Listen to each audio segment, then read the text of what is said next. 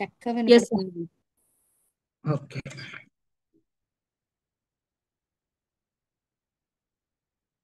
పరిశుద్ధుడా పరమ తండ్రి నాయన, ఈ సాయంకాల సమయంలో ప్రభా మేమందరం నాయన మీ పాద సన్నిధిలో చేరి మీ వాక్యాన్ని ధ్యానించనై ఉండగా తండ్రి, నా నోటి మాటలు మా అందరి హృదయ ధ్యానాలు మీ దృష్టికి అంగీకారంగా చేసుకొని మీరే మహిమ ఘనత పొందుకోమని నా ప్రభువును మీ ప్రియకుమారుడైన యేసు ప్రభు వారి పేరిట ప్రార్థించి వేడుకుంటున్నాము తండ్రి.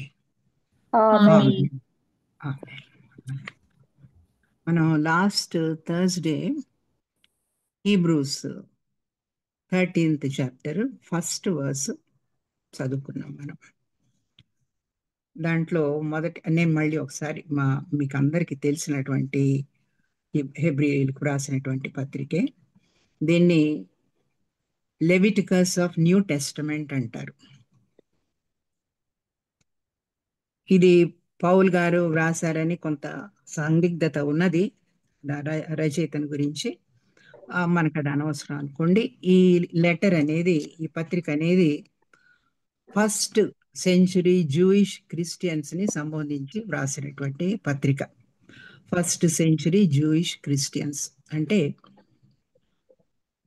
ఇస్రాయేల్లో ఉన్నటువంటి దేవుని ప్రజలైనటువంటి వారు ఎవరైతే యేసు ప్రభు రక్షకుడు అని విశ్వసించి రక్షించబడ్డారో వారిని ఉద్దేశించి వ్రాసినటువంటి లేఖ. దీంట్లో మనం 12వ అధ్యాయం 29వ వచనం ఒక్కసారి కొంచెం చదువుకుందాం. దాంట్లో నేనే చదువుతాను. వినయ భయభక్తులతో దేవునికి ప్రీతికరమైన సేవ చేయడము.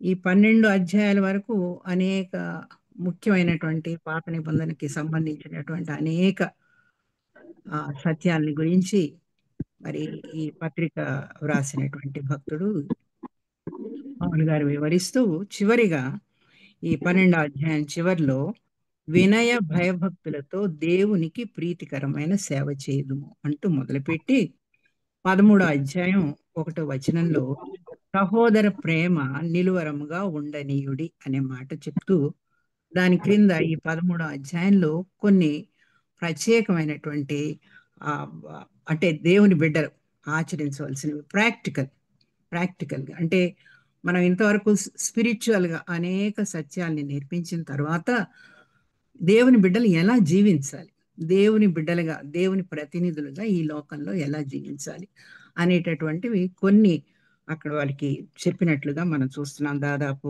10 ఉన్నాయండి. వాటిల్లో మనం లాస్ట్ సెషన్లో ఫస్ట్ చూసాం. మనం 13th చాప్టర్ 1st ఆతిథ్యం ఇవ్వడాన్ని గురించి నేర్చుకున్నాం మనం. ఈరోజు 13వ అధ్యాయం 2వ వచనం 3వ వచనం చదువుకుందాం. ఎవరన్నా చదవచ్చు. ఆతిథ్యము చేయ మరవకుడి, దాని వలన కొందరు ఎరుగకయే దేవదూతలకు ఆతిథ్యము చేసిరి. 3వ వచనం. మీరును వారితో okay come on carry on. Be not forgetful to entertain strangers, for thereby some have entertained angels unawares. Remember them that are in bonds, as bound with them, and them which suffer adversity, as being yourself also in the body. ఆతిథ్యము చేయ మరవకుడి, దాని వలన కొందరు ఎరుగకయే దేవదూతలకు ఆతిథ్యము చేసిరి. మీరును వారితో కూడా బంధింపబడినట్టు బంధకములోనున్న వారిని జ్ఞాపకము చేసుకొనుడి. మీరును శరీరముతో ఉన్నారు కనుక కష్టములను అనుభవించుచున్న వారిని జ్ఞాపకము చేసుకొనుడి. సో ఈరోజు మనం 2వ వచనం 3వ వచనాన్ని ఈ రెండింటిని గురించి ధ్యానిద్దామండి. మీరును వారితో కూడా బంధింపబడినట్లు బంధకములలోనున్న వారిని జ్ఞాపకం చేసుకోమంటున్నారు అక్కడ ఉన్నటువంటి విశ్వాసుల్ని. అలాగే 3వ వచనంలో మీరును శరీరంతో ఉన్నారు గనుక కష్టములను అనుభవించుతున్న వారిని జ్ఞాపకం చేసుకునుడి. సో మొదట మనం ఈ బంధకాల్లో ఉండడం, దీని గురించి మనం జాగ్రత్తగా ఆలోచిద్దాం. మొట్టమొదటిగా పాప బంధకాల్లో ఉన్నటువంటి వారిని గురించి మనం ఏం చేయగలం, మనం చేయవలసింది ఏంటి? రక్షణ పొందని వారిని, దేవుని ఎరుగని వారిని రక్షణలోనికి నడిపించడం. ఇది సువార్త ప్రకటన ద్వారా మనం చేయగలిగినటువంటిది. ప్రార్థన ఒకటి, వాక్య పరిచర్య, ఇవి రెండు కూడా ముఖ్యమైనవి. మరి ఇవి రెండు కూడా మనం ఆ నూతన నిబంధనలో బాప్తిస్మ ఇచ్చి యోహాను గారితో మొదలయ్యి యేసు ప్రభు వారి పరిచర్య అంతా కూడా మనం చూసాం. ప్రభు మరి మారు మనసు పొందండి, దేవుని రాజ్యం సమీపమై ఉన్నది, మారు మనసు పొందండి అని చెప్పి ప్రభు తన పరిచర్యను మొదలుపెట్టినట్లుగా చూస్తున్నాం. యేసు ప్రభు వారికి ముందుగా మరి బాప్తిస్మ ఇచ్చు యోహాను కూడా మరి మారు మనసు విషయమైనటువంటి బాప్తిస్మాన్ని ఇచ్చినట్లుగా మనం చూస్తున్నాం.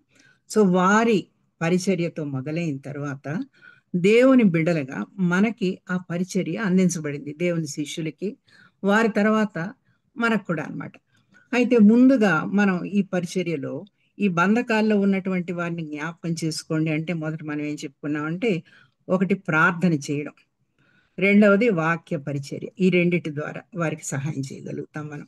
సో ముందుగా మనం జ్ఞాపకం చేసుకోవాల్సింది ఇశ్రాయేలీల రక్షణకై ప్రార్థించవలసినటువంటి బాధ్యత మనందరికీ ఉన్నదండి. ఎందుకంటే రక్షకుడు వారిలో నుంచే వచ్చారు, ప్రభు ఇశ్రాయేల్ ప్రజల్లో నుంచే ప్రభు వచ్చారు. అబ్రహాము సంతానంగా, యాకోబు సంతానంగా ఇశ్రాయేల్ వారిలో నుంచే వచ్చారు ప్రభు. సో ఆ రక్షకుణ్ణే ఆ ప్రభువునే వారు నిరాకరించారు. మరి ఈ రోజు కూడా చాలా విచారకరమైన సంగతి ఏంటంటే, ఇశ్రాయేల్లో చాలా మంది యేసు ప్రభువే మెస్సయ్య అని విశ్వసించరు. ఇది ఒక అడ్డుబండ వాళ్ళకి. అయితే ఇది కూడా ప్రవచనాల నెరవేర్పే ఒక రకంగా చెప్పుకోవాలంటే. సో ముందు మనం ఇశ్రాయేల్ వారి రక్షణకై ప్రార్థించాలి. యేసు ప్రభు నిరాకరించారు వాళ్ళు. మరి ఈనాటికి ఇశ్రాయేలీలు యేసు ప్రభు మెస్సయ్యను అంగీకరించడం లేదు, ఇంకా మెస్సయ్య కోసం ఎదురు చూస్తున్నారు. అంతేకాదండి, మళ్ళీ ఆలయ నిర్మాణానికి వారు చేస్తున్నటువంటి ప్రయత్నాల గురించి మనం ఈరోజు వింటున్నాం. లూకాసు వార్త 19వ అధ్యాయంలో ప్రభు యెరూషలేమును చూసి కన్నీరు విడిచినట్లుగా మనం చదువుతున్నాం. అక్కడ మరి ఈ రోజైనా నీవు మరి నీకు సంబంధించినటువంటివన్నీ కూడా విశ్వసించి దేవుని వైపు తిరిగితే నువ్వు రక్షించబడతావని చెప్పి అక్కడ ప్రభు కన్నీరు పెట్టుకున్నట్లుగా చూస్తాం 19వ అధ్యాయంలో లూకాసు వార్త. అయితే ప్రభు చెప్పినట్లుగానే మరి 70 ADలో టైటస్ ఆధ్వర్యంలో యెరూషలేం దేవాలయం సమూలంగా నాశనం చేయబడింది. యూదులు అనేక మంది నశించిపోయారు. మరి మందసం ఉనికి ఈనాటికి ఎవరికి తెలియదండి, ఎక్కడ ఉన్నది అనేది ఎవరికి తెలియదు. ఏదో చెప్తూ ఉంటారు, మరి అనేక మంది ప్రపంచవ్యాప్తంగా అక్కడ ఉంది ఇక్కడ ఉంది అని అంటూ ఉంటారు, కానీ nobody knows wear it is. ఇది దేవుని ప్రణాళిక, దేవుని నెరవేర్పు. ప్రభువే దీన్ని అనుమతించారు. ఎందుకంటే ఎప్పుడైతే ప్రభు శిలువ మరణంలో మరణించారో ఇక బలులతోటి అవసరం లేదండి. అది ముగిసిపోయింది. ఆ పాత నిబంధనకు సంబంధించినటువంటి బలుల పర్వం అంతా కూడా ప్రభువులో నెరవేర్చబడింది. కాబట్టి బలులతో అవసరం లేదు. అయితే మరి యేసు ప్రభు వారిని మరి సిలువ వేయమని చెప్పి నిర్బంధించినటువంటి ఇశ్రాయేలు పెద్దలు, ప్రజలు వాళ్ళు ఏమన్నారు, ఆయన రక్తం మరి ఆ రోజున తను ఎవరు పిలాతు ప్రభువును విడిపించడానికి నేను ఏ అపరాధం కూడా నేను కనుక్కోవటం లేదు, ఈయన్ని విడిపించినా అని అడుగుతాడు. అడిగినప్పుడు ఏమన్నారు, ఆయన రక్తం మా మీద మా పిల్లల మీద ఉండునని చెప్పి యేసు ప్రభువుని శిలువ మరణానికి అప్పగించి మరి యూదులు దేవుని ఉగ్రతను, తీర్పుని ఎదుర్కొన్నట్లుగా మనం చూస్తున్నాం. మరి ఈనాటికి కూడా ఇంకా వాళ్ళు మెస్సియా రాక కోసం ఎదురు చూస్తున్నారు. యేసు ప్రభు వారు మెస్సియాని విశ్వసించడం లేదు. మరి యెరూషలేములో ఈ రోజుకి మిగిలింది ఏమిటండి, కేవలం ఒక గోడ మాత్రం మిగిలి ఉందండి. దాన్ని వెస్టర్న్ వాల్ అంటారు. అక్కడికే అందరూ వెళ్ళి ప్రార్థనలు చేసుకుంటూ ఉంటారు. సో ఇంకా ఆయన కోసం ఎదురు చూస్తున్నటువంటి వాళ్ళు ఉన్నారు. కాబట్టి మనం ఇశ్రాయేల్ వారి యొక్క రక్షణ కోసం చాలా ప్రార్థించాలి. అయితే దీంట్లో కూడా ఒక చక్కని మర్మం ఉంది. ఎందుకు ఇశ్రాయేల్ వారి రక్షణ ఇంకా డిలే చేస్తున్నారు ప్రభు అనే దాన్ని చూడాలంటే మనం ఒక్కసారి రోమీలకు రాసినటువంటి పత్రిక 11వ అధ్యాయం 8వ వచనం చదువుదాం. రోమీయులు 11:8. ఇందు విషయమై నేటి వరకు దేవుడు వారికి నిద్రమత్తుగల మనసును, చూడలేని కన్నులను, వినలేని చెవులను ఇచ్చియున్నాడని వ్రాయబడి ఉన్నది. థ్యాంక్స్ నాన్న. మళ్ళీ 25, 27 చదవండి. అదే సేమ్ చాప్టర్. 25, 27. ఓకే. సహోదరులారా, మీ దృష్టికి మీరే బుద్ధిమంతులమని అనుకొనకుండునట్లు ఈ మర్మము మీరు తెలుసుకొనగోరుచున్నాను. అదేమనగా, అన్యజనుల ప్రవేశము సంపూర్ణ మగు వరకు ఇజ్రాయేలునకు కఠిన మనస్సు కొంత మట్టుకు కలిగెను. 27. నేను వారి పాపములను పరిహరించినప్పుడు నా వలన వారికి కలుగు నిబంధన ఇదియే అని వ్రాయబడినట్టు ఇజ్రాయేలు జనులందరూ రక్షింపబడుదురు. థ్యాంక్స్. సో వాళ్ళది డిలే అవడానికి కారణం ఏమని చెప్తున్నారు పౌల్ గారు ఇక్కడ? అన్యజనుల యొక్క రాకడ, అంటే అన్యజనులు విశ్వాసంలోకి రావడం, అంటే అన్యజనులు అందరికీ సువార్త ప్రకటించబడాలి. దేవుని లెక్కలో ఎవరెవరైతే ఉన్నారో వారందరూ కూడా విశ్వాసంలోకి రావాలి. వారి రాక కంప్లీట్ అయిన తరువాత అప్పుడు ఇశ్రాయేల్ ప్రజలు రక్షించబడతారు అందరూ అని చెప్తున్నారు. కొంతమంది రక్షించబడ్డారు, కొంతమందికి యేసు ప్రభు వారే రక్షకుడు అని తెలుసు. అయితే majority they don't believe Christ is the Messiah అని చెప్పి.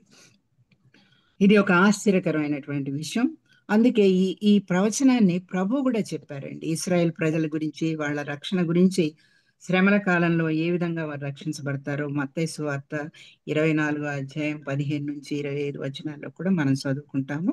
అవి మీరు తర్వాత చదువుకోవచ్చు. దాంట్లో ప్రభు శ్రమల కాలం వచ్చినప్పుడు ఆ ఇశ్రాయేల్ వాళ్ళంతా కూడా యెరూషలేము అవన్నీ కూడా వదిలిపెట్టి వెళ్ళిపోవాలని, కొండల్లో దాక్కోవాలని మనందరికీ తెలిసినటువంటి అధ్యాయాలు 24, 25.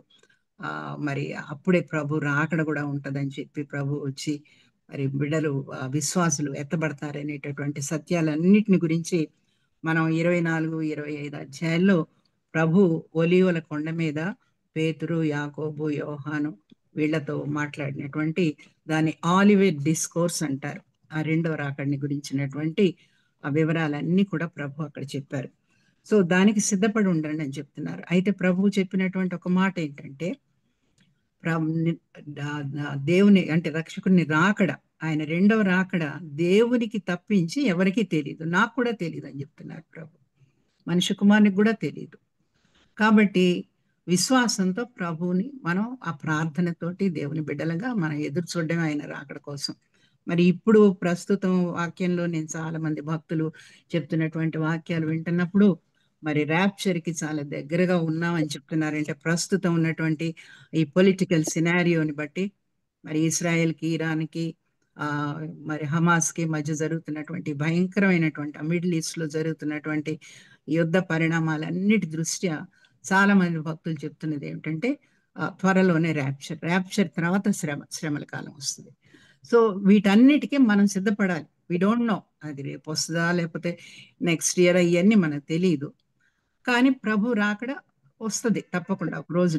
అది అంతవరకు మనం జీవించి ఉండొచ్చు, లేకపోతే ప్రభు పిలుపునందుకొని వెళ్ళిపోతామేమో, అది కూడా మనకు తెలియదు. కాబట్టి ఏమరపాటుగా ఉండకుండా మనం అందరం కూడా సిద్ధపడి ఉండడం అనేది మనం జ్ఞాపకం చేసుకుందాం. కాబట్టి ముందుగా ఇశ్రాయేలీల రక్షణకై ప్రార్థించుదాం. That is the first step we have to do. రెండవది, యేసు ప్రభు వారిని గురించి రక్షణ సువార్త ఎరుగని వారికి, అన్యులకు, పాప బంధకాల్లో ఉన్నటువంటి వారికి, స్వార్థ ఇంకా ప్రకటింపబడని ప్రజలకై స్వార్థ పరిచర్య. ఇది కూడా చాలా ఇంపార్టెంట్ అండి. నేను అంతకుముందు కూడా చెప్పాను. 24వ అధ్యాయం మత్తయి సువార్త 24వ అధ్యాయంలోనే 14వ వచనంలో ఈ రాజ్య సువార్త బూదిగంతముల వరకు ప్రకటించబడాలి. అంటే అందరూ వినాలి. నువ్వు విశ్వసిస్తావా లేదా అనేది నీ డెసిషన్. కానీ ప్రతి ఒక్కరికి ఆ సువార్త అందించబడిన తర్వాతే ప్రభు న్యాయాధిపతిగా ఆయన మనకి ఆ తీర్పు తీర్చడానికి అవకాశం ఉంటుంది అనమాట. కాబట్టి ప్రతి ఒక్కరికి ఈ స్వార్థ ప్రకటించబడడం అనేది it's a very very important condition. కాబట్టి ఈ సువార్త ప్రకటించబడినటువంటి ప్రజలకై స్వార్థ పరిచర్య జరగాలి అంటే మొట్టమొదట మనం చేయగలిగింది, అంటే ఇక్కడ మన గ్రూప్లో ఉన్నటువంటి పెద్దవాళ్ళం మనం చేయగలిగింది ఏంటంటే ఎక్కువ ప్రార్థన చేయాలి. మరి ఇంకా మన చుట్టూ ఉన్నటువంటి వాళ్ళు, అన్యులుగా ఉన్నటువంటి వారు, దేవుని ఎరుగినటువంటి వారు ఉన్నట్లయితే తప్పకుండా వాళ్ళతో కూడా సందర్భాన్ని అనుసరించి, లేక మన ఇంటికి పనికి వచ్చేటటువంటి వాళ్ళకి మనం ఈ సువార్త ప్రకటించడం అనేది చాలా ఇంపార్టెంట్. ఇది మనం కేవలం మన శక్తితో మనం చేయగలిగేది కాదు ఇది. ఇది చాలా భారంతోటి, ప్రేమతోటి, తగ్గింపుతోటి, కృతజ్ఞతతోటి మనకి ప్రభు చాలా అతి ముఖ్యమైనటువంటి ప్రశస్తమైనటువంటిది. ఆ స్వార్థ అనేది ఎంత ప్రశస్తమైందో, ఆ రక్షణ ఒక రోజున మనం దేవుని సన్నిధిలో ఆ నిత్యత్వంలో మనం ఉంటాం అనేది. ఆ ఆ స్వార్థ మనల్ని ఆ స్వార్థ ప్రకటించడానికి మనల్ని ఎంచుకోవడం అనేది, మనం తగినటువంటి వారమని ప్రభు ఉద్దేశించడం, అదే గొప్ప భాగ్యం. కాబట్టి ఆ స్వార్థ ప్రకటించడానికి మనం అందరం కూడా ప్రార్థన పూర్వకంగా మనల్ని మనం తగ్గించుకొని మనలో ఉన్నటువంటివన్నీ విడిచిపెట్టి ఈ భారంతో స్వార్థ ప్రకటించడం అనేది చాలా ముఖ్యం. మరి దీనికి కూడా మరి యేసు ప్రభు వారే మనకి గొప్ప మాదిరండి. మరి ప్రభు పరిచర్యలో కూడా ఆయన అన్యులకి మొదట ఆయన చాలా ఒక బ్యూటిఫుల్ మెథడ్ ఈ సువార్త ప్రకటనలో కూడా. ముందు ఇశ్రాయేలీలకు ప్రకటించబడాలి, ఇశ్రాయేలీలు ఇతరులకు సువార్త ప్రకటించాలి. ఇది ఒక చైన్ రియాక్షన్ లాగా అనమాట. అలాగే ప్రభు ఉన్నప్పుడు ఏం చేశారు, ఆయన ముందు శిష్యుల్ని సువార్త ప్రకటించడానికి పంపించినప్పుడు మనం లాస్ట్ సెషన్లో మనం చూసాము, మీరు బయట ఎవ్వరికి చెప్పొద్దు, మీరు కేవలం ఇశ్రాయేలీలు ఉన్నటువంటి ప్రదేశాలకు మాత్రమే వెళ్ళి వారికే సువార్త ప్రకటించండి అని చెప్పారు. కానీ మనం ప్రభు పరిచర్యలో ఆయన అనేక సార్లు మరి బయట వాళ్ళకి సువార్త ప్రకటించినట్టుగా చూస్తాం. యోహాను సువార్త 4లో ఆయన సమరయ ప్రదేశానికి వెళ్ళి సమరయులతోటి సువార్త ప్రకటించినట్లు చూస్తున్నాం. అలాగే గెరాసేనీయుల ప్రదేశానికి వెళ్ళి అక్కడ ఒక దెయ్యాలు పట్టినటువంటి వ్యక్తిని బాగు చేసినప్పుడు అతడు ప్రభుతోటి, ప్రభా నేను నీతోటి వచ్చేస్తానని చెప్పి సిద్ధపడ్డాడు ఆ స్వస్థత పొందిన తర్వాత. అయితే లేదు లేదు, దేవుడు నీకేం చేశారో వెళ్ళి నువ్వు నీ పట్టణానికి వెళ్ళి చెప్పమన్నారు. సో ఆ విధంగా, అలాగే మరి సురోఫెనికే స్త్రీ యొక్క కుమార్తెను కూడా దెయ్యం నుంచి విడుదల చేసినట్లు చూస్తాం మనం. కాబట్టి అన్యులకి స్వార్థ అంటే వారిని రోగాల నుంచి స్వస్థపరిచారు, స్వార్థ కూడా చెప్పారు. ఆ సమరయులు చివరికి ఏమన్నారు, నీవు లోకరక్షకుడు అని చెప్పి వారు ఒప్పుకోవడం మనం చూస్తాం. ఎంత ఆశ్చర్యం కదా. మరి తన ప్రజలైనటువంటి ఇశ్రాయేలీలు ఒప్పుకోలేదు, దెయ్యాలు ఆ దెయ్యం పట్టిన వాడవన్నారు. మత్తయి సువార్త 11వ అధ్యాయంలో చూస్తే ప్రభు వారిని దెయ్యం పట్టినవాడు అన్నారు. కానీ మరి బయటికి వెళ్ళి ప్రభు ఆ సమరయులకి స్వార్థ ప్రకటించినప్పుడు వాళ్ళు నీవు లోకరక్షకుడు అని మేము తెలుసుకున్నామని చెప్తున్నారు. కాబట్టి ప్రభువే అక్కడ మనకు చూపిస్తున్నారు, అంటే అది ఫ్యూచర్లో జరిగేది, మీరు చెయ్యాలి అని చెప్పి. తర్వాత ప్రభు శిష్యుల్ని తీసుకుందాం. ప్రభు శిష్యులు కూడా మొదట్లో సంఘం ఏర్పడినప్పుడు మరి పేతురు, యోహాను వీళ్ళంతా కూడా మొదట యెరూషలేం పట్టణానికే పరిమితం అయ్యింది. స్వార్థ ప్రకటన అంతా కూడా యెరూషలేం పట్టణంలోను చుట్టుప్రక్కల ఉన్న ప్రదేశాల్లో స్వార్థ ప్రకటించారు. అయితే ఎప్పుడైతే ఈ మరి దేవుని బిడ్డలుగా అందరూ మారుతున్నారని గమనించారు ఇశ్రాయేలీలు, వాళ్ళని శ్రమ పెట్టడం మొదలుపెట్టారు. ఎప్పుడైతే శ్రమలు ఎక్కువైనాయో వారు ఇతర ప్రదేశాలకు వెళ్ళినట్లుగా చూస్తున్నాం. ఇది అపోస్తుల కార్యాల్లో 8వ అధ్యాయంలో చూస్తామండి. పేతురు, యోహాను, ఫిలిప్పు వీళ్ళంతా కూడా సమరయ ప్రాంతాలకు వెళ్ళి అక్కడ దేవుని సువార్త ప్రకటించినట్లుగా చూస్తున్నాం. అప్పుడు అదే కాకుండా అనేక మంది శిష్యులు సిరియాలో ఉన్నటువంటి యాంతియోక్లో కూడా వెళ్ళారు. వెళ్ళి అక్కడ కూడా సువార్త ప్రకటించడం మొదలుపెట్టారు. తర్వాత పౌలు, బర్నబా కూడా అక్కడ సువార్త ప్రకటించినట్లుగా ఒక సంవత్సర కాలం అక్కడ ఉన్నట్లుగా మనం చూస్తాం. కాబట్టి ఈ రకంగా స్వార్థ కాలంలో అంటే ప్రభు శిలువ మరణం, పునరుద్ధానం అయిన తర్వాత శిష్యులు మరి కేవలం ఇశ్రాయేలీలకు మాత్రమే కాకుండా అన్యులకు కూడా స్వార్థ ప్రకటించినట్లుగా చూస్తున్నాం. కాబట్టి ఇక్కడ మొదట మనం చూడాల్సింది ఏంటంటే ముందుగా ఇశ్రాయేలీలకి స్వార్థ ప్రకటించబడాలి, తర్వాత రెండవదేమో అన్యజనులకి స్వార్థ ప్రకటించబడాలి, తర్వాత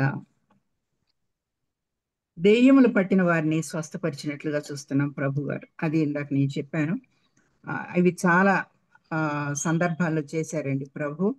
మత్తయి సువార్తలో 12:22, అలాగే ఇందాక మనం చెప్పుకున్నట్లుగా సురోఫెనికే స్త్రీ, గెరాసేనీయుల దేశంలో ఉన్నటువంటి ఆ దెయ్యాలు పట్టినటువంటి వ్యక్తిని. అంత మాత్రమే కాకుండా పౌలు భక్తుడు కూడా ఎఫెసీ సంఘంలో దెయ్యాలు పట్టినటువంటి వారికి విడుదల అనుగ్రహించినట్లుగా చూస్తున్నాం. ఇది కూడా ఒక పరిచర్య. సువార్త ప్రకటిస్తూ దేవుని శక్తితోటి వారు మరి బలహీనుల్ని, అనారోగ్యంగా ఉన్నటువంటి వారిని స్వస్థపరచడం అనేది. అలాగే ప్రస్తుతం మా కాలంలో కూడా అనేక మంది దైవ భక్తులు ఉన్నారు, చాలా పెద్ద భక్తులు ఉన్నారు, దెయ్యాల్ని వెళ్ళగొట్టేటటువంటి వారు ఉన్నారు. అవి నిజంగా జరుగుతున్నాయి. కొన్ని మనం మరి వాటిని మనం ఒప్పుకోలేమో, లేకపోవచ్చు. అయితే డెరెక్ ప్రిన్స్ గారు అనేటటువంటి చాలా గొప్ప దైవ సేవకుడు. ఆయన కూడా he is known for this special blessing అన్నమాట. దెయ్యాన్ని వెళ్ళగొట్టేటటువంటి శక్తి కలిగినటువంటి, అంటే ఆ పరిచర్య ప్రభు ఆయనకి ఇచ్చినట్లుగా చూస్తున్నారు. ఇది అందరికి ఇవ్వబడండి, ఇవన్నీ కూడా స్పెషల్. తర్వాత సువార్త నిమిత్తం రెండవది. సో మొదటేమో ఈ అవిశ్వాసం అనేటటువంటి బంధకాల్లో ఉన్నటువంటి వాళ్ళని గురించి మన ప్రార్థన, మన పరిచర్య. రెండవది ఆ దెయ్యాలని గురించి కూడా చూసాం. రెండవది సువార్త నిమిత్తము బంధకాలలో ఉన్నవారు, వీరి కోసం కూడా మనం ప్రార్థన చేయాలి, సహాయం చేయాలి. మరి సువార్త నిమిత్తం బంధకాల్లో ఉన్నవారంటే బైబిల్ టైమ్స్లో మనం చూసినట్లయితే పౌలు భక్తుడు, అలాగే పేతురు గారు కూడా, ఆయన కూడా బంధించబడ్డాడు. యాకోబు గారిని హేరోదు గారు శిరచ్ఛేదం చేయడం మనం చూస్తాం. అపోస్తల కార్యాలు 12వ అధ్యాయంలో యాకోబు భక్తుని చంపేసినట్లుగా చూస్తాం. తర్వాత పేతుర్ని కూడా బంధించారు. అప్పుడు మనం ఆ మేడగదిలో జరిగినటువంటి ప్రార్థన గమనిస్తాం. ఆ మేడగది మరియా అనేటటువంటి భక్తురాలది, మరియ కొడుకే మార్త. మరి వాళ్ళు దేవుని సేవలో ఎంతగానో పాల్గొన్నట్లుగా మనం చూస్తాం. సో ఈ బంధకాల్లో ఉన్నటువంటి వారి కోసం ప్రార్థన, సహాయం. సో ఆ రోజున పేతురు గారి కోసం వారు చేసినటువంటి ప్రార్థనలనివ్వండి, దేవుని చిత్తం అని అవ్వచ్చు. ఆ రోజు పేతురు గారు ఆశ్చర్యకరంగా దేవదూతలు వచ్చి ఆయన విడుదల చేసినట్టుగా మనం అక్కడ చూస్తున్నాం. అలాగే మరి పౌలు చెరసాల్లో ఉండడం 2 సార్లు జరిగిందండి. First time AD 60 to 62 2 years ఆయన చెరసాల్లో ఉన్నారు. మనకి ఆయన చెరసాల్లో ఉన్న సమయం చాలా అద్భుతమైనటువంటి సమయం. ఒక ఖైదీగా చెరలో ఉండి ఆ చెరలో నుంచి బయటకు వస్తాడో లేదో తెలియనటువంటి భయంకరమైనటువంటి పరిస్థితుల్లో ఉన్నా కూడా పౌలు గారు చెరపత్రికలని 4 పత్రికలు రాశారు. మీ అందరికి బహుశా తెలిసే ఉంటాయి. ఎఫెసి, ఫిలిప్పి, కొలసి, ఫిలోమోన్. ఈ పత్రికలన్నీ కూడా చెరపత్రికలు అంటారు. 4 పత్రికలు రాశారు. ఇంకా అద్భుతం ఏంటంటే ఆయన్ని రోమ్ నగరంలో 2 సంవత్సరాల పాటు ఒక చిన్న ఇంట్లో ఉంచారనమాట. స్పెషల్గా ఖైదీలో ఉంచలేదు, స్పెషల్గా ఇంట్లో ఉంచారు. అక్కడ ఆయన మరి యూదుల్ని, యూదేతరుల్ని అనేక మందికి వాక్యాన్ని బోధించినట్లుగా చూస్తున్నాం. అక్కడ ఉన్నటువంటి రోమా సైనికులు కూడా మరి వారు దేవుని అంగీకరించినట్లుగా చూస్తున్నాం. చూడండి, ఒక చెరలో ఉన్నా కూడా, ఒక కష్టంలో ఉన్నా కూడా, దానిలో కూడా దేవుని సేవ చేయడం అనేది ఎంత అద్భుతమో మరి పౌలు గారి జీవితంలో మనం ఈ ఆశ్చర్య కార్యాలన్నీ కూడా చూస్తాం. అంత మాత్రమే కాదు, ఆయన చెరలో ఉన్నప్పుడు అనేక మంది ఆయన్ని ప్రేమించి ఆయన శిష్యులుగా ఉన్నటువంటి వారు ఆయనకి అక్కడ ఉండి ఆయనకు అనేక రకాలుగా తోడ్పడినట్లుగా, సహాయం చేసినట్లుగా చూస్తున్నాం. ఎపఫ్రోదీత్ చూస్తాం మనం. ఫిలిప్పీలకు వ్రాసినటువంటి పత్రికలో 3వ అధ్యాయంలో ఎపఫ్రోదీత్ అనేటటువంటి ఫిలిప్పీ సంఘానికి చెందినటువంటి భక్తుడు, ఆయన వచ్చి మరి ఆ ఫిలిప్పీ సంఘస్థులు చెరసాల్లో ఉన్నారని చెప్పి పౌలు గారికి ఏవేవో అన్ని పంపించారు, డబ్బులు అన్ని. అవన్నీ తీసుకొని వచ్చి ఇక్కడ సిక్ అయిపోయాడు పాప బిడ్డ. అయితే ఆయన్ని పంపిస్తూ వాళ్ళకి ఆ ఫిలిప్పీ పత్రిక రాశారనమాట. అలాగే కొలస్సీ పత్రికలో 4వ అధ్యాయంలో చూస్తే కూడా అక్కడ అనేక మంది, మరి లూకా వైద్యుడు కూడా పౌలు గారితోటి చెరసాల్లో ఉన్నట్లుగా మరి అక్కడ మనం చూస్తాం. ఎపఫ్రా, లూకా, మార్క్ వీళ్ళంతా కూడా ఆయనకు పరిచర్య చేశారు, ఆయనతో పాటు ఉన్నారు. ఆ భక్తునితో పాటు ఉండడం అంటే ఏంటండి? ఆ వాక్యాన్ని గురించినటువంటి, వాక్యంలో ఉన్నటువంటి అనేక అద్భుతమైనటువంటి సత్యాలన్నిటిని వాళ్ళు నేర్చుకున్నారు. ఒక్కొక్కళ్ళు మరి ఎంత గొప్ప కార్యాలు చేశారు. తర్వాత మార్క్ సువార్త రాశాడు. లూకా గారు లూకా సువార్త మాత్రమే కాదు, అపోస్తుల కార్యాలన్నీ రాశారు. అవన్నీ కూడా the influence of that spiritual disciple of Christ అనమాట. పౌలు గారు ఎఫెక్ట్ అదంతా కూడా. ఆ విధంగా వాళ్ళంతా కూడా అక్కడ బంధకాల్లో ఉన్నటువంటి ఆ పౌలు భక్తునికి సేవ చేసే గొప్ప భాగ్యం దొరికిందని నేను చెప్తాను. అలాగే మరి ఫిలోమోన్ పత్రిక కూడా రాశారు అక్కడి నుంచి. ఫిలోమోన్ అంటే ఆ ఫిలోమోను ఒనేసిమ్ అనేటటువంటి ఆ, మా స్లేవ్ పారిపోయాడు ఫిలోమోన్ దగ్గర నుంచి.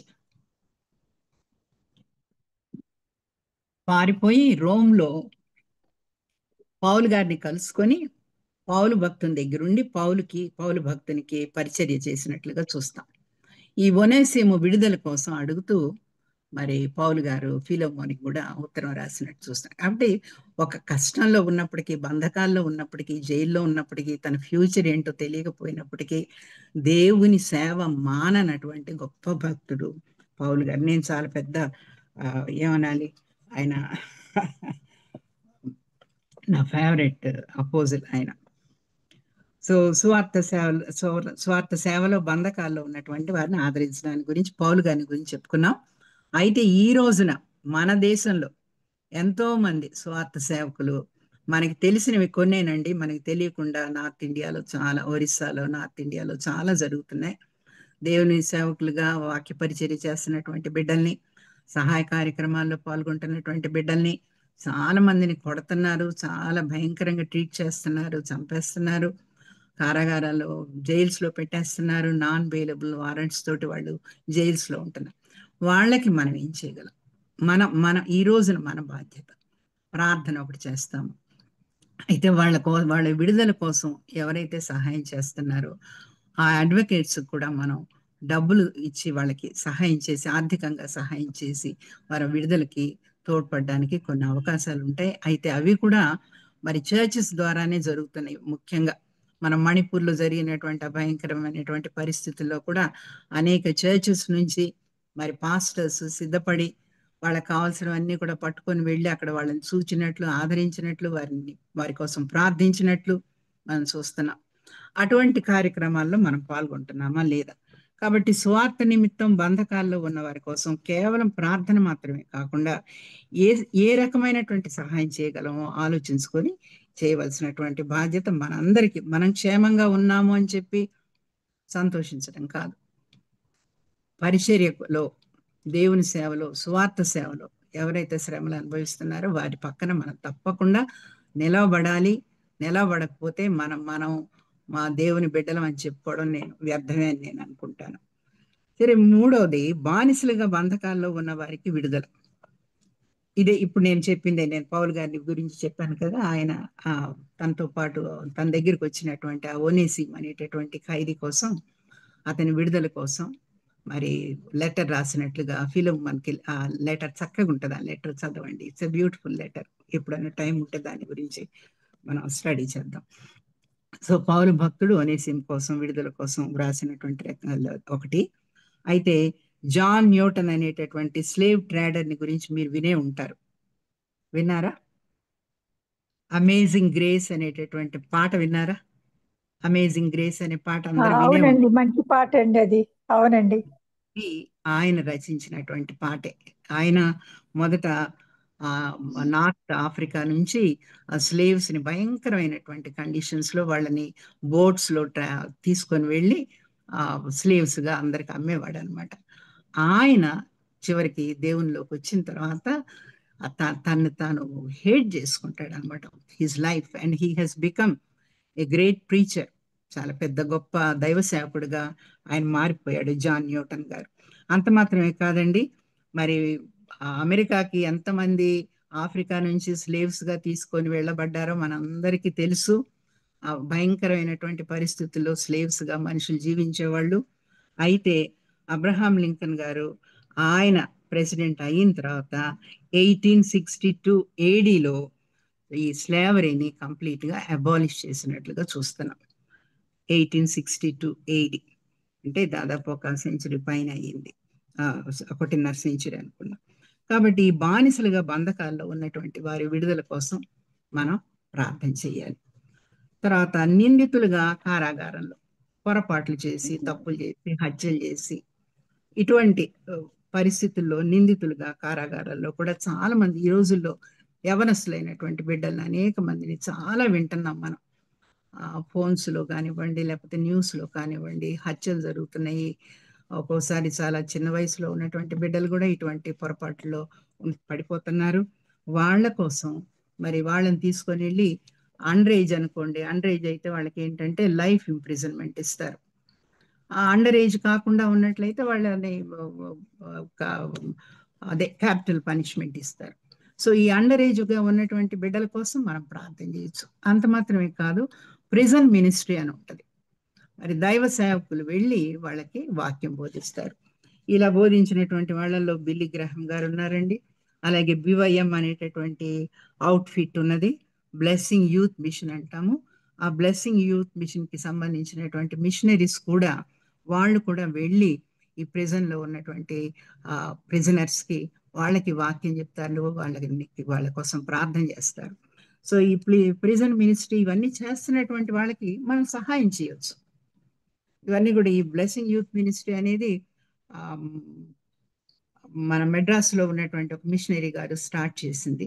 వాళ్ళ వైఫ్ డాక్టర్, వాళ్ళు నడిపిస్తున్నది, చాలా సంవత్సరాల నుంచి నడిపిస్తున్నారు. మేము కూడా దాంట్లో మెంబర్స్. సో ఈ బీవైఎం మిషనరీస్ అనేవాళ్ళు వీళ్ళు తప్పకుండా ఈ కారాగారాలకు వెళ్ళి, అలాగే కరెక్షన్ హోమ్స్ అని ఉంటాయి. అడోలసెంట్ చిల్డ్రన్, చిన్న చిల్డ్రన్ కూడా తప్పులు చేసి పట్టుబడతారు, వాళ్ళకి కరెక్షన్ హోమ్స్లో ఉంచుతారు. వాళ్ళకి ఈ మిషనరీస్ వెళ్ళి స్వార్థ ప్రకటించడం, వారి కోసం ప్రార్థన చేయడం, వారి మారు మనసుకై విడుదలకై ప్రార్థన చేయడం, ఇవన్నీ కూడా చేస్తూ ఉంటారు. తర్వాత ఇంకో భయంకరమైనటువంటి మాట కూడా చెప్తాను నేను. రెడ్ లైట్ ఏరియాలో ఉన్నటువంటి స్త్రీలకు మనం ఎప్పుడన్నా వాళ్ళని గురించి ఆలోచించామా? ఎప్పుడన్నా ప్రార్థన చేశామా? ఉన్నాయా అటువంటివి? మనకు తెలుసా? మనం చూసామా? భయంకరమైన పరిస్థితుల్లో ఉన్నటువంటి స్త్రీలు అనేక మంది, వారి కుటుంబాలు, వారి బిడ్డలు, చిన్న బిడ్డలు, భయంకరం ఇవి ఉన్నాయి. అన్ని సిటీస్లో ఉన్నాయి, మనకు తెలియదు. మనల్ని మనం ప్రొటెక్ట్ చేసుకుంటూ మనం జీవిస్తున్నాం. ఈ భయంకరమైనటువంటి పరిస్థితుల్లో ఉన్నటువంటి వాళ్ళకు కూడా స్వార్థ ప్రకటించేటటువంటి బిడ్డల్ని నేను చూశాను. పూణేలో నేను మా బిడ్డల దగ్గరికి వెళ్ళినప్పుడు వాళ్ళ చర్చ్లో ఉన్నటువంటి స్త్రీలు కొంతమంది ఈ విధంగా రెడ్ లైట్ ఏరియాలో పనిచేసేటటువంటి స్త్రీలకి స్వార్థ ప్రకటిస్తున్నారు. సో వాళ్ళ కోసం మనం ప్రార్థన చేద్దాం. రెడ్ లైట్ ఏరియాలో ఉన్నటువంటి కుటుంబాల కోసం, స్త్రీల కోసం మనం చాలా ప్రార్థన చేయాలండి. మనకు తెలియని డార్క్ ఏరియాస్, డార్క్ సిచ్యుయేషన్స్ లోకంలో ఎన్ని ఉన్నాయో చెప్పలేం. మనం దేవుని బిడ్డలం అని చెప్పుకుంటున్నాం, కానీ నిజంగా మనం దేవుని ఎదుట నిలవబడి మరి ప్రభువు అడుగుతానంటున్నారు కదా, ఆయన న్యాయాధిపతిగా వచ్చినప్పుడు, నేను ఆకలిగా ఉన్నాను, నేను దాహంగా ఉన్నాను, నేను బట్టలు లేకుండా ఉన్నాను, నేను జైల్లో ఉన్నాను, నన్ను చూడడానికి వచ్చారా, ఇవన్నీ అడుగుతానన్నారు కదా. కాబట్టి ఇవన్నీ జ్ఞాపకం చేసుకుందాం. అసలు ఎన్ని పరిస్థితులు ఉన్నాయి ఈ ప్రపంచంలో. ఎంత అంటే ఆ సాతాను ఎలాగ మనుషుల్ని పాపంలోకి నెట్టివేస్తాడో, ఆ పాపంలోనే పట్టి ఉంచుతాడో, నాశనానికి నడిపిస్తాడో మనం చూస్తున్నాం. తర్వాత 2వ వచనం చూద్దామండి. అంటే 3వ వచనం, 13:3, మీరును శరీరంతో ఉన్నారు గనుక కష్టములను అనుభవించుతున్న వారిని జ్ఞాపకము చేసుకొనుడి. సో ఈ కష్టాల్లో ఉన్నటువంటి వారు అంటే చాలా రకాల వ్యక్తులు వస్తారండి. తల్లిదండ్రులు లేనటువంటి వారు, అనాథలు, విధవరాండ్రు, ఇంకా నిరాశ్రయులుగా ఉన్నటువంటి వారు, రోగ పీడితులు, వీళ్ళందరూ కూడా ఈ కోవలోకి వస్తారనమాట. వీళ్ళని గురించి జ్ఞాపకం చేసుకోమని చెప్పి చెప్తున్నారు హీబ్రూ రచయిత. సో దీంట్లో మనం యాకోబు పత్రిక 1:23 చదువునైనా. యాకోబు 1:27.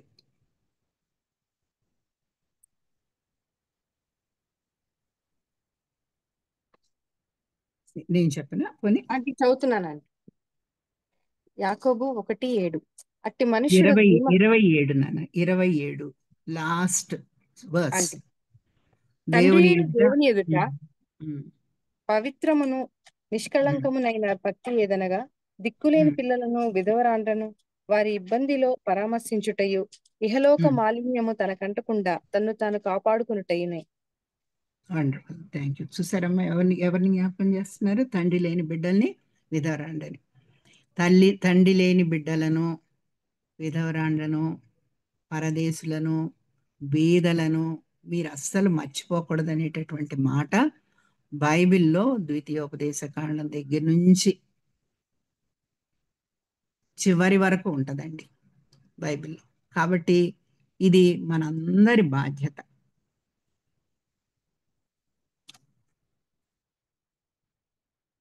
అనాథలు, తల్లిదండ్రులు లేని వారి గురించి ముందు చూద్దాం. వీళ్ళకి ఏం చేయగలం మనం? 3 రకాలు చేయొచ్చు. ఒకటి ప్రార్థన, ఆర్థిక సహాయం, వ్యక్తిగతంగా వారి జీవితాల్లో మనం కల్పించుకోవడం. మరి అనాథలుగా, తల్లిదండ్రులు లేనటువంటి వారిగా ఉన్న వారి కోసం చాలా ఆర్ఫనేజెస్ పెడుతున్నారు, చూస్తున్నాం, మనం వింటున్నాము. వాటిల్లో మన వంతు ఏమైనా ఉన్నదా లేదా మనం చూసుకోవాలి. మనం క్రిస్టియన్స్, దేవుని బిడ్డలం అని చెప్పుకుంటున్నామంటే తప్పకుండా ఆ దయ, ప్రేమ, కనికరము ఇవన్నీ కలిగి ఉండాలి మనం. అదే మరి సామెతలకు రాసినటువంటి గ్రంథంలో చెప్తున్నాడు కదా, బీదలకి ఇచ్చేవారు దేవునికి అప్పిచ్చేవారు అని చెప్తున్నారు. అదేంటి నన్ను చదువు, అదే సామెతలు 19:17 చదువురా.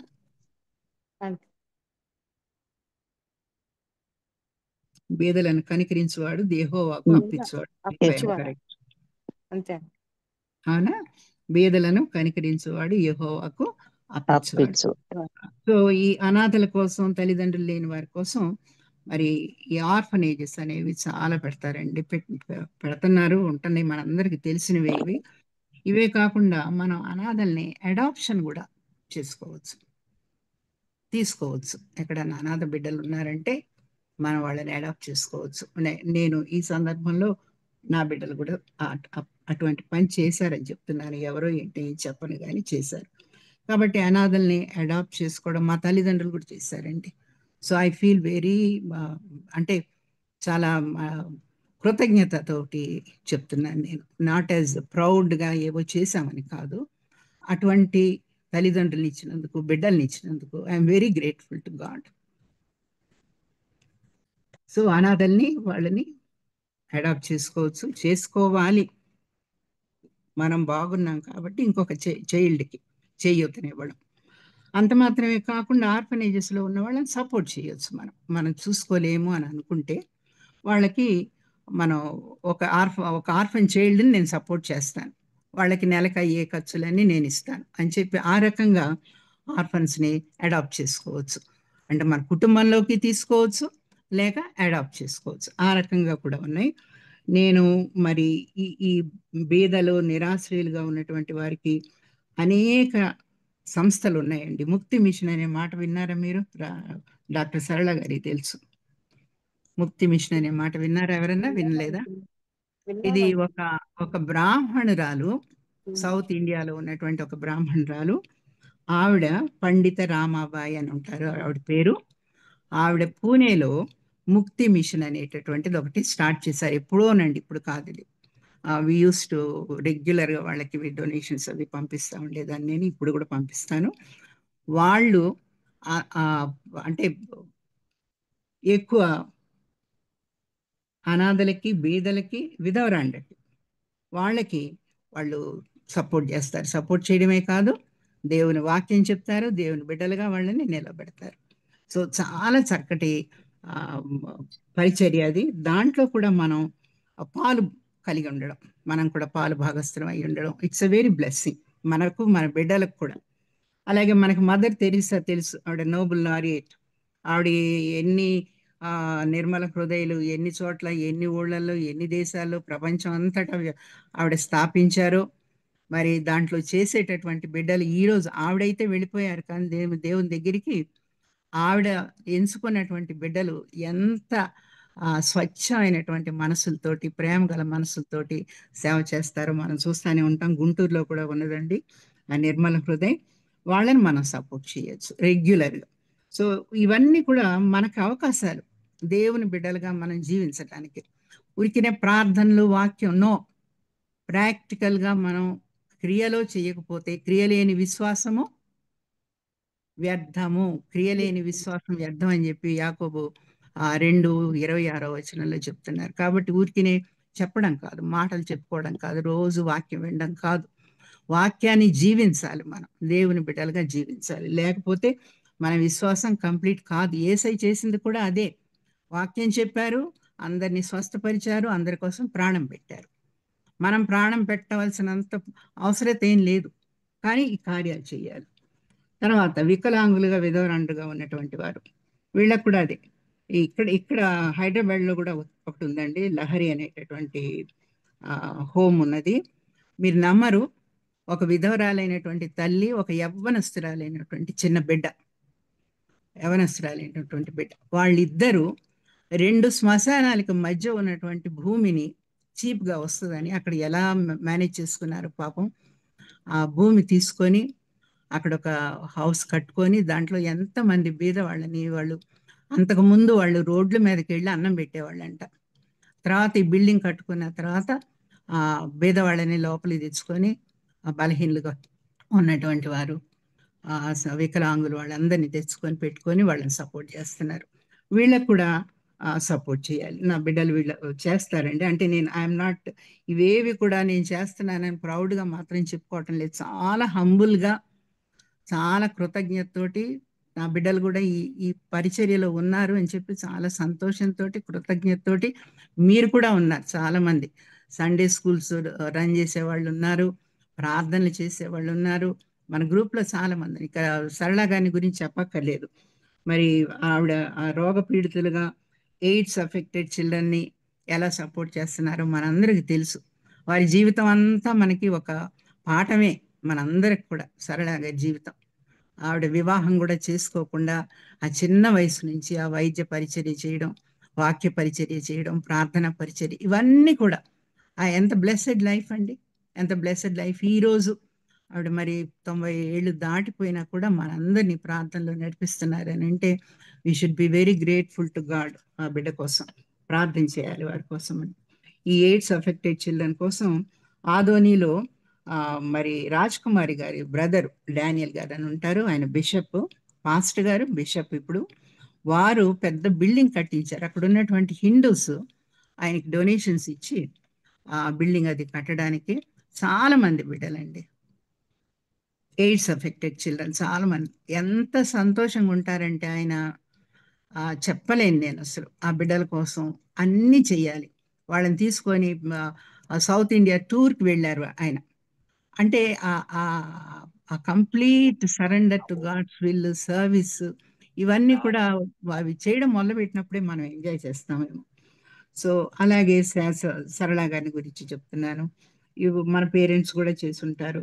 తర్వాత లెప్రసీ మనుషుల మధ్య, లెప్రసీ సిక్నెస్ ఉన్నటువంటి కుష్ఠరోగుల మధ్య పరిచర్య, ఇది కూడా చాలా మనకి తెలియనటువంటిదండి, చాలా మందికి తెలియదు. నేను చాలా రోజులు మా ఫ్యామిలీ మేము సపోర్ట్ చేసాము. చీరాల దగ్గర ఒక పెద్ద లెప్రసీ టౌన్ లాగా, విలేజ్ లాగా ఉంటుంది అక్కడ. అలాగే ఇప్పుడు కూడా నేషనల్గా కూడా చాలా ఉన్నాయి, కొన్ని సంస్థలు ఉన్నాయి. ససాకావా అనేటటువంటి సంస్థ కూడా వీళ్ళు లెప్రసీ పేషెంట్స్ కోసం పనిచేస్తారు. ఈ లెప్రసీ ఉన్నటువంటి వాళ్ళని మనకు తెలుసు కదా, పాత నిబంధన కాలం నుంచి తెలుసు, వాళ్ళని వెలివేస్తారు, ఊళ్ళోకి రావడానికి కూడా వీల్లేదు. ఈరోజు అయితే ఊళ్ళల్లో మనం చూస్తూ ఉంటాం. సో ఆ కాలనీలో ఉన్నటువంటి వాళ్ళకి కావాల్సినటువంటి ఆ మెడికల్ ఎయిడ్ కానివ్వండి, లేకపోతే ఆహార పదార్థాలు కానివ్వండి, అన్నీ చూసుకుంటూ ఉంటారు. మరి అటువంటి సేవ చేస్తున్నటువంటి సేవకులు కూడా చాలామంది ఉన్నారు. అయితే వాళ్ళకు కూడా ఆర్థిక సహాయం అనేది చాలా అవసరం. కాబట్టి వాళ్ళకు కూడా మనం ఫిజికల్గా చేయలేకపోయినా ప్రార్థనాపూర్వకంగా, ఆర్థికంగా వాళ్ళకి సహాయం చేసి వాళ్ళని నిలబెట్టాలి. తర్వాత హాస్పిటల్ మినిస్ట్రీ అనేది మీరు వినే ఉంటారు. హాస్పిటల్లో రోగుల్ని దర్శించడం, ఇది కూడా ఒక మినిస్ట్రీ. వాళ్ళకి వాక్యం చెప్తాం, ప్రార్థన చేస్తాం, వాళ్ళ దగ్గరికి వెళ్ళి అసలు విజిట్ చేయడం అనేది, ఆరోగ్యంగా ఉన్న మనం బాగా అనారోగ్యంగా ఉన్న వాళ్ళని విజిట్ చేయడం అనేది చాలా స్ట్రెంగ్తన్ చేస్తుంది వాళ్ళని. అది నేను రిటైర్ అయిన తర్వాత 1 సంవత్సర కాలం నేను వెళ్ళానండి గవర్నమెంట్ హాస్పిటల్కి. ప్రతి వారం వెళ్ళేదాన్ని, ఒక రోజు వెళ్ళేదాన్ని. ఆ బిడ్డలందరి కోసం నేను ముఖ్యంగా మెటర్నిటీ వార్డుకి వెళ్ళి వాళ్ళ కోసం ప్రార్థన చేసి, వాళ్ళకి ఫైనాన్షియల్గా కూడా ఏమన్నా హెల్ప్ కావాలంటే ఇచ్చి వచ్చేదాన్ని. బీదలు చాలా బీదలు ఉంటారు గవర్నమెంట్ హాస్పిటల్ అంటే. తర్వాత చిన్న పిల్లలు కొంచెం సరిగా అంటే అంగవిహీనులుగా ఉన్నటువంటి బిడ్డలు కూడా ఉండేవాళ్ళు. సో అది కొంతకాలం చేసిన తర్వాత మా హస్బెండ్ కూడా హాస్పిటల్ మినిస్ట్రీలో ఉండేవాళ్ళు. ఆయన ఎవరికి అవసరమైనా కూడా ఆ డ్రైవర్స్ దగ్గర నుంచి, తనకు తెలిసిన ఫ్రెండ్స్ దగ్గర నుంచి, కుటుంబ సభ్యుల దగ్గర నుంచి తప్పకుండా వాళ్ళని తీసుకొని వెళ్ళి హాస్పిటల్లో ఉండి వాళ్ళకి సహాయం చేయడం, వాళ్ళని చూసుకోవడం. సో ఇవి ఇప్పుడు మా బిడ్డలకు కూడా వాళ్ళు కూడా నేర్చుకుంటున్నారు చూసి. మమ్మల్ని చూసి అనుకోండి, లేకపోతే ఇతరుల దగ్గర నుంచి కానివ్వండి. ఇలా ఈ రకంగా అనేక రకాలైనటువంటి పరిచర్యలు ఉన్నాయి. కేవలం వాక్య పరిచర్య మాత్రమే కాదు, ఇవన్నీ కూడా పరిచర్యలే. అన్నిట్లో ఉండలేకపోవచ్చు మనం. ఎవరో ఒకరిని సపోర్ట్ చేయడం, ప్రార్థనాపూర్వకంగా, మానిటరీగా, ఇతరత్ర లేకపోతే పర్సనల్గా మనం వీటన్నిటిలో కూడా పాల్గొనడం అనేది దేవునికి ఇష్టమైనటువంటి పని అండి. చాలా ఇష్టమైనది. మాటలతో కాదు, క్రియలతో ఉండాలి మనం. క్రియ లేని విశ్వాసం మృతం అని చెప్తున్నారు. కాబట్టి మనందరం ఈ మా హాస్పిటల్ మినిస్ట్రీ కూడా గుర్తుపెట్టుకుందాం. దీంట్లో కూడా ఈ BYM మిషనరీస్ చాలా పరిచర్య చేస్తున్నారండి.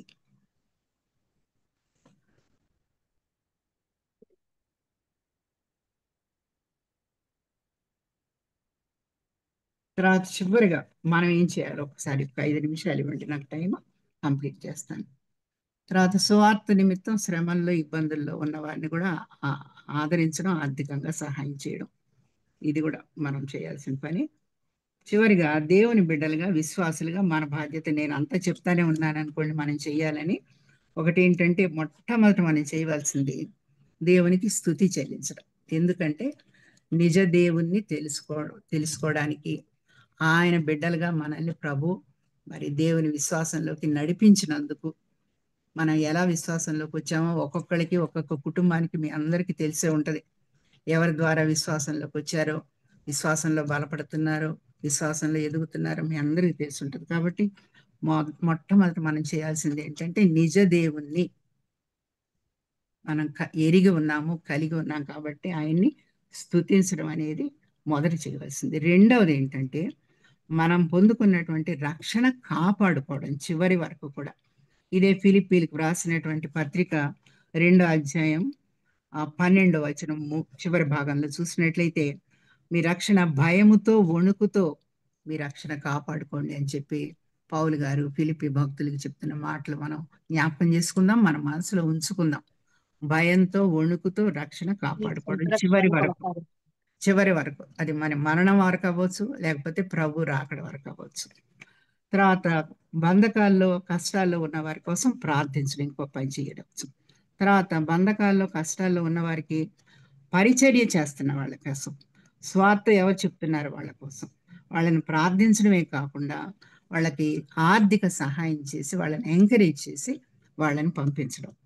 తర్వాత అవకాశం ఉన్నప్పుడు సేవా కార్యక్రమాల్లో పాల్గొనడం, స్వార్థ కూడా ప్రకటించడం చేయొచ్చు. అంత మాత్రమే కాకుండా మన బిడ్డలు చేస్తున్నారు కదండి సండే స్కూల్ పరిచర్య, అలాగే స్త్రీల కూడికలు, వీటిల్లో కూడా మనం పాల్గొందాం. ఇవన్నీ కూడా మనం చేయవలసినటువంటి పనులు. మరి ఆ విధంగా మనం చేయడానికి దేవదేవుడు మనందరికీ ఆయన బలాన్ని, శక్తిని, ఆత్మ నింపుదలని మనందరికీ అనుగ్రహించాలనుకుంటున్నాను. మరి ఈరోజు మన ధ్యానించినటువంటి వాక్య వెలుగులో మన జీవితాన్ని పరీక్షించుకుందాం, సవరించుకుందాం. దేవునికి ఇష్టమైనటువంటి బిడ్డలుగా జీవించడానికి పరిశుద్ధాత్మ దేవుడు మనందరికీ సహాయం చేయాలని ప్రార్థిస్తున్నాను. అందరికీ వందనాలండి.